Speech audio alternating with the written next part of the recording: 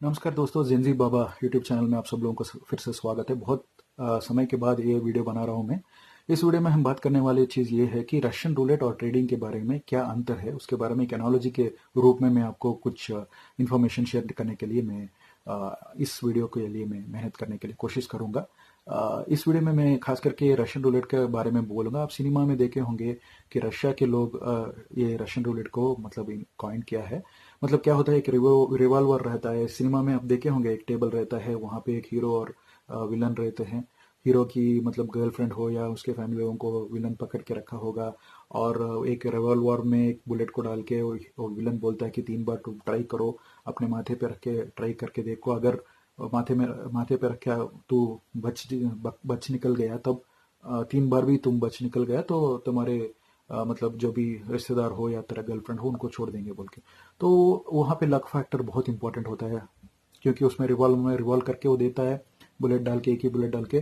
तब तीनों बार गोली चलाने के लिए ट्राई किया होगा, तब गोली नहीं चली तो वो बच गया बंदा। अगर ना बचा तो वो नसीब है, बस वो नसीब के ऊपर डिपेंड करता है। तो लक भी वैसे ही फैक्टर है। तो ट्रेडिंग और इसमें क्या फर्क होता है, ट्रेडिंग में भी वैसे ही है। अगर आपको पूरा जानकारी पता है तब आप ट्रेडिंग में पैसा डाल के थोड़ा बहुत आप मतलब प्रॉफिट कमा सकते हो। लेकिन प्रॉफिट में बहुत ही सारा हिस्सा कहाँ जाता है कि आपको ब्रोकर के लिए कमीशन देना पड़ेगा, और टैक्स को देना ही पड़ेगा, जीएसटी को भरना पड़ेगा। मतलब जीएसटी में वो थोड़ा बहुत आपका प्रॉफिट चला जाएगा इंटरडे में या ऑप्शंस के प्रॉफिट्स में, और डीपी चार्जेस भी वहां पे लग जाएगी, सिक्योरिटी ट्रांजैक्शन चार्जेस लगेगी।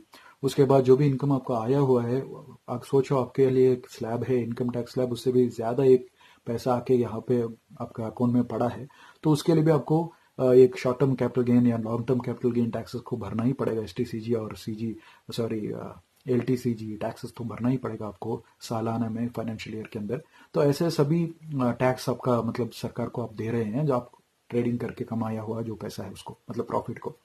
तो जरा सोचिएगा दोस्तों, मतलब इंट्राडे ट्रेड में क्या होता है कि मार्केट जब खुलती है तब आप चले जाते हो, मतलब पैसे डालते हो और देखते हो कि शेयर का वैल्यू बढ़ेगा कि गिरेगा। अगर बढ़ेगा तो आपके लिए वो प्रॉफिट बनेगी। शुरुआत की टाइम में ही अगर आप पैसे डाल के रखे हो तो शेयर के ऊपर, तो बड़ा है तो प्रॉफिट ही है। अगर गिरेगा तो आपके लिए लॉस है। तो जब ये गिरने के समय में खास करके आप क्या करोगे कि एक स्टॉप लॉस रखे होंगे, उसमें थोड़ा बहुत आपके लिए जो भी पैसा आता है उसको थोड़ा लॉस होने के बाद जो भी बाकी पैसा है उसको आप सेफली सिक्योर करके रख सकते हैं। लेकिन प्रॉब्लम क्या है कि गैम्बलिंग टेंडेंसी आ जाता है। लोगों क्या करते हैं कि ये इंट्राडे में पैसे डाल देते हैं, शेयर का मतलब उधर पुधर होता जाता है, ऊपर नीचे चला जाता है। तब क्या होता है, एक बार प्रॉफिट कमा लिया बंदा तो पैसा को लेके फिर से मतलब री इन्वेस्ट करने के लिए, मतलब एक और बार कुछ और स्टॉक्स में ट्रेड करने के लिए पैसा डालेगा, और पूरा का पूरा पैसा लूट लेगा। मतलब शेयर के ड्रॉप होने के बाद, मतलब लॉस होने के बाद उसका पूरा का पूरा पैसा गायब हो जाता है। तो इसमें प्रॉब्लम क्या है, इसमें प्रॉब्लम यह है कि आपको मार्जिन मेंटेन करना पड़ेगा, और वो मार्जिन के बाद आपको अगर लॉस ज्यादा ही हो गया तो फिर से आपको ब्रोकरेज देना ही पड़ेगा अपने प्लेटफॉर्म के लिए। तो ऐसा सब चीजें क्या है, कैपिटल इंटेंसिव होता है, आपके लिए ज्यादातर से लॉस मेकिंग ही होता है। ये सिर्फ इंट्राडे के हिसाब से मैं नहीं बोल रहा हूँ, ऑप्शंस में भी यही प्रॉब्लम है। फ्यूचर्स एंड ऑप्शंस में आप देखे होंगे, खास करके मशहूर जो ब्रोकर है, जो जीरोधा के कंपनी के जो ओनर है, फाउंडर है, वो खुद बताया है कि आपको ऑप्शंस एंड ऑप्शंस में रिटेल इन्वेस्टर बहुत सारा लॉस बनाते ही जाएंगे बोल के, बना ही रहे हैं। प्रॉफिट्स तो ब्रोकरेज के लिए मिल रहा है, मतलब ब्रोकर जो भी आपके लिए प्लेटफॉर्म प्रोवाइड किया है ट्रेडिंग के लिए, उसके लिए वो प्रॉफिट ही हो रहा है बोल के बताया गया हुआ है। तो आंकड़े के हिसाब से भी बात किया हुआ है, आप देख सकते हैं, अंतर्जाल में मिलेगा, मतलब इंटरनेट में आपको सभी जानकारी मिल सकता है। तो मैं ये क्यों बता रहा हूँ, मतलब कौन इंट्राडे खेलता है और कौन फ्यूचर्स एंड ऑप्शन खेलता है, इसके बारे में आपको थोड़ा बहुत जानकारी रहना चाहिए। कौन खेलेगा, मतलब ये सब चीजें अगर आप सोचोगे तो उनके पास एक बैकअप पोर्टफोलियो रहता है, अपना खुद का एक इमरजेंसी फंड बिल्ड कर किया होगा।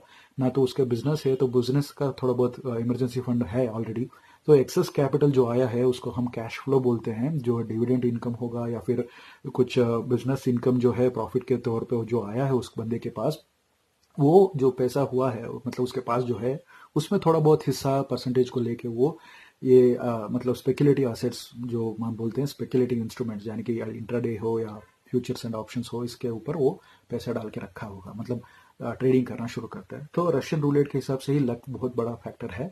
अगर वो लकी है तो प्रॉफिट कमाएगा, अगर वो मतलब अनलकी है तो पूरा का पूरा पैसा डूब जाने का संभावना भी ज्यादा ही है।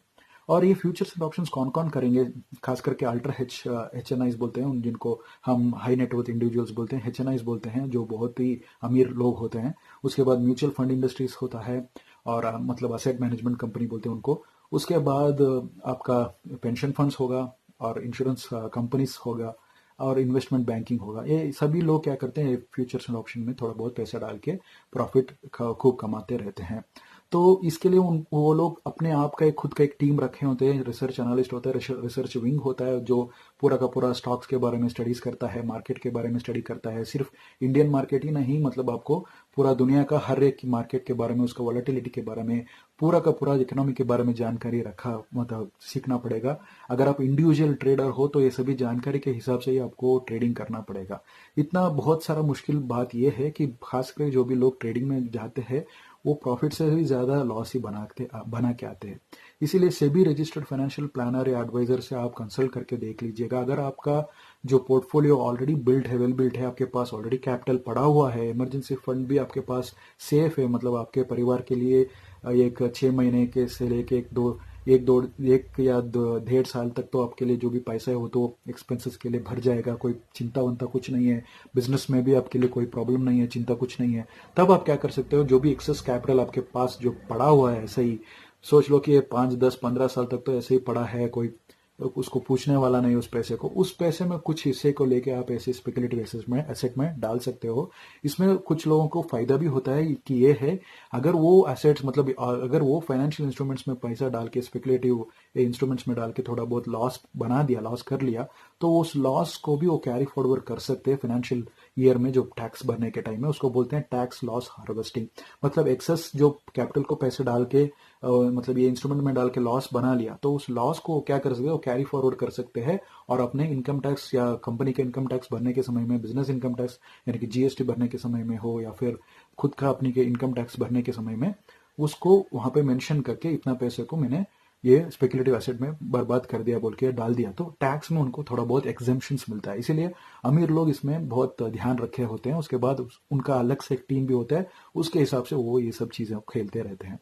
अगर आप एक अमेच्योर ट्रेडर हो, आप एक मिडिल क्लास एक बंदे हो मेरे जैसा, तो मिडिल क्लास फैमिली में क्या होता है कि अपना पेरेंट्स को, अपना फैमिली को सपोर्ट करने के लिए आपके पास पैसा होना जरूरी है।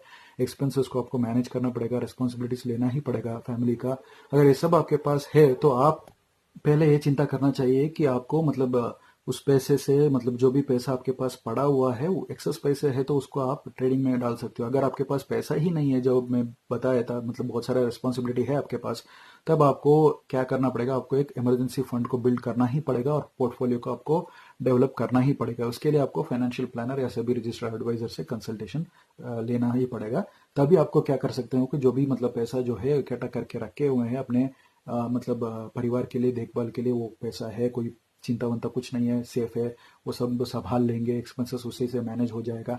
और जो भी एक्सेस इनकम आ रहा है, जैसे कि कैपिटल गेन्स हो, या फिर जो भी डिविडेंड इनकम आ रहा है शेयर्स के ऊपर, या इंटरेस्ट आ रहा है FD के ऊपर या बॉन्ड के ऊपर, जो आपका पैसा है ऑलरेडी, उसके ऊपर जो भी आ रहा है एक्सेस अमाउंट, उसमें थोड़ा बहुत आपके लिए क्या कर सकते हो, आप एक चार्टर्ड अकाउंटेंट से भी बात करके टैक्स को कैसे उसमें टैक्स हार्वेस्टिंग कर सकते हैं, उसके बारे में सोच के आप ये फाइनेंशियल इंस्ट्रूमेंट्स यानी कि स्पेकुलेटिव इंस्ट्रूमेंट्स में भी थोड़ा बहुत पैसा डाल सकते हो। लेकिन उससे भी पहले एक से भी रजिस्टर्ड फाइनेंशियल कंसल्टेंट या एडवाइजर से आप जरूर अपना जो भी मतलब ये जो थॉट है, मतलब ये जो भी आप सोच रहे करने के लिए, उसके बारे में आपका जो भी चिंता है वो उनके सामने जाके वो आप बोले, वो आपके लिए एक सॉल्यूशन निकाल के दे देते।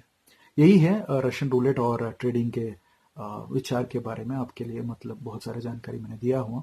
मतलब आने वाले दिनों में मैं बहुत सारे वीडियोस डालने वाला हूँ, मतलब ट्रेडिंग के बारे में, स्टॉक्स के बारे में बहुत सारे जानकारी आपको मिलने वाला है, और फाइनेंस के बारे में, और सेल्फ हेल्प और सेल्फ इम्प्रूवमेंट के बारे में भी बहुत सारे विषय के बारे में मैं रेगुलरली मैं पोस्ट करने के लिए ट्राई करूंगा, कोशिश तो जरूर करूंगा।